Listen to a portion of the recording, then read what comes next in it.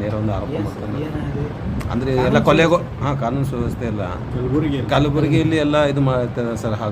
ಕಾನೂನು ಸುವ್ಯವಸ್ಥೆ ಯಾಕೆ ಹದಗೆಡ್ತದೆ? ಯಾವುದೇ ರೀತಿಯಾಗಿ ಯಾವ ಇನ್ಸಿಡೆಂಟ್ ಈಗೆಲ್ಲ ಕೊಲೆ ಪ್ರಕರಣಗಳಾಗಿರ್ಬೋದು, ರೇಪ್ ಆಗಿರ್ಬೋದು, ಪ್ರಕರಣಗಳು ಇದು ಯಾವುದೇ ಸರ್ಕಾರದಲ್ಲೂ ಕೂಡ ಕೆಲವೊಂದು ದುಷ್ಕರ್ಮಿಗಳು ಕೆಲವೊಂದು ವೈಯಕ್ತಿಕ ರೀಸನ್ಸು ಅದಕ್ಕೇನೇನು ಹಿನ್ನೆಲೆ ಇರುತ್ತೆ. ಆದರೆ ನಮ್ಮ ಸರ್ಕಾರ ಯಾವುದೇ ಕೊಲೆ ಪ್ರಕರಣ ಆಗಲಿ ತಕ್ಷಣ ಅದನ್ನು ನಾವು ಖಂಡಿಸ್ತಕ್ಕಂಥದ್ದಾಗಲಿ ಅವ್ರ ಮೇಲೆ ಕ್ರಮ ತೆಗೆದುಕೊಳ್ತಕ್ಕಂಥದ್ದಾಗಲಿ ಅದರಲ್ಲಿ ಯಾವುದೇ ರೀತಿಯ ಅಂದರೆ ವಿಳಂಬ ಆಗೋದಾಗಲಿ ಯಾರಿಗೂ ಪ್ರೊಟೆಕ್ಷನ್ ಮಾಡೋದಾಗಲಿ ನಮ್ಮ ಸರ್ಕಾರ ಮಾಡ್ತದೆ.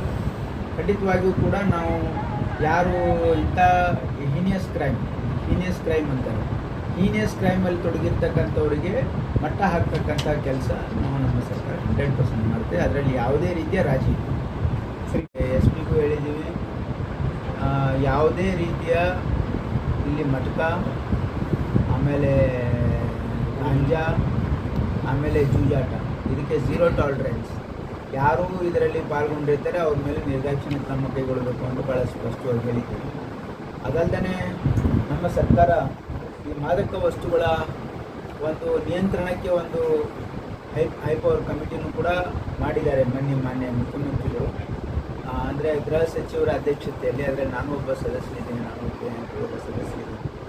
ಖಂಡಿತವಾಗಿ ನಾವು ಈ ಡ್ರಗ್ ಮ್ಯಾನೇಜ್ ಇಲ್ಲಿಗಲ್ ಆ್ಯಕ್ಟಿವಿಟೀಸನ್ನು ಕಂಟ್ರೋಲ್ ಮಾಡ್ತಕ್ಕಂಥ ಸರ್ಕಾರ ಭಾಳ ಒಂದು ಸೀರಿಯಸ್ ಆಗಿದೆ ಮ್ಯಾಟ್ರಲ್ಲಿ. ಖಂಡಿತವಾಗಿ ಇದು ಕಂಟ್ರೋಲ್ ಆಯ್ತು 92 ಕೆಜಿ. ಆಮೇಲೆ ಒಂದು ನಿಮಗೆ ಕ್ಯಾನ್ಸರ್ ಹಾಸ್ಪಿಟಲ್ 150 ಬೆಡ್ ಅಡಿಷ್ನಲ್, ಅದು 76 ಕೋಟಿ ಅದು ಸ್ಯಾಂಕ್ಷನ್ ಮಾಡಿಸಿದ್ವಿ. ಅದಲ್ಲದೆ ತಾಯಿ ಮಗು ಆಸ್ಪತ್ರೆ, ಯಾಕಂದರೆ ನಮ್ಮ ಕಲಬುರಗಿಯಲ್ಲಿ ತಾಯಿ ಮಗು ಆಸ್ಪತ್ರೆ ಹೆಚ್ಚಿನ ಒಂದು ಹೆರಿಗೆ ಸರ್ಕಾರಿ ಆಸ್ಪತ್ರೆಯಲ್ಲಿ ಆಗ್ತಾ ಇದೆ ಅಂತ ಹೇಳಿ ಅದು 90 ಕೋಟಿ ರೂಪಾಯಿ ವೆಚ್ಚದಲ್ಲಿ ಒಂದು ತಾಯಿ ಮಗು 200 ಬೆಡ್ ಹಾಸ್ಪಿಟ್ಲು ಮಂಜೂರು ಮಾಡಿಸಿದ್ವಿ. ಅದಲ್ಲದೆ ಕ್ರಿಟಿಕಲ್ ಕೇರ್ ಯೂನಿಟ್, ಒಂದು ಎಮರ್ಜೆನ್ಸಿ ಟ್ರಾಮಾ ಅಂತೂ ಈಗಾಗಲೇ ನಾವು ಇನಾಗ್ರೇಷನ್ ಮಾಡಿದ್ದೀವಿ. 4-5 ತಿಂಗಳಾಯ್ತು, ಫುಲ್ ನಡೀತಾ ಇದೆ ಟ್ರಾಮಾ. ಅದಾದಮೇಲೆ ಕ್ರಿಟಿಕಲ್ ಕೇರ್ ಯೂನಿಟ್ಟು ಸುಮಾರು 50 ಬೆಡ್ ಕ್ರಿಟಿಕಲ್ ಕೇರ್ ಯೂನಿಟ್ ಕೂಡ ನಾವು ಅಡಿಗಾರ ಮಾಡಿದ್ದೀವಿ, ಕೆಲಸ ನಡೀತಾ ಇದೆ. ಆಮೇಲೆ ಸುಟ್ಟಗ ಒಂದು state of art burn centre ಮಾಡಬೇಕು ಅಂತ ಮಂಜೂರು ಮಾಡಿಸಿ 14 ಕೋಟಿ ರೂಪಾಯಿಗಳಲ್ಲಿ ಅದನ್ನು ಕೆಲಸ ನಡೀತಾ ಇದೆ. ಅದಲ್ಲದೆ ಸೂಪರ್ ಸ್ಪೆಷಾಲಿಟಿ ಆಸ್ಪತ್ರೆ ನಾವು ತೊಂದರೆ ಆಗಲ್ಲ, ಬಟ್ 100% ನಮ್ಮ ಭಾಗಕ್ಕೆ 11,770 ಕೋಟಿ ಮಾನ್ಯ ಮುಖ್ಯಮಂತ್ರಿ. BJP ಅವ್ರದ್ದು ಏನಾಗಿದೆ ಅಂತಂದರೆ ಸುಮ್ಮನೆ ಹಿಟ್ ಆ್ಯಂಡ್ ರನ್, ಏನೋ ನಾವು ಹೇಳ್ಬಿಡೋದು, ಅದೊಂದು ಆರೋಪ ಮಾಡಿ ಸರ್ಕಾರಕ್ಕೆ ಕೆಟ್ಟ ಹೆಸರು ತರೋಕ್ಕೆ ಪ್ರಯತ್ನ ಮಾಡ್ತಾ ಇದ್ದಾರೆ. ಇದಕ್ಕೆ ಡಿಟೇಲ್ ಆಗಿ ಆ ಟೆಂಡರಲ್ಲಿ ಯಾವುದೇ ಅಕ್ರಮ ಆಗಿಲ್ಲ, ನಾನು ಕೇಳ್ಕೊಂಡೆ.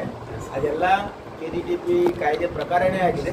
ಅದೇ ಡೀಟೇಲ್ಸನ್ನು ನಾವು ಬೆಂಗಳೂರಲ್ಲಿ ಒಂದು ಪ್ರೆಸ್ ಕಾನ್ಫರೆನ್ಸ್ ಮಾಡ್ತೀವಿ.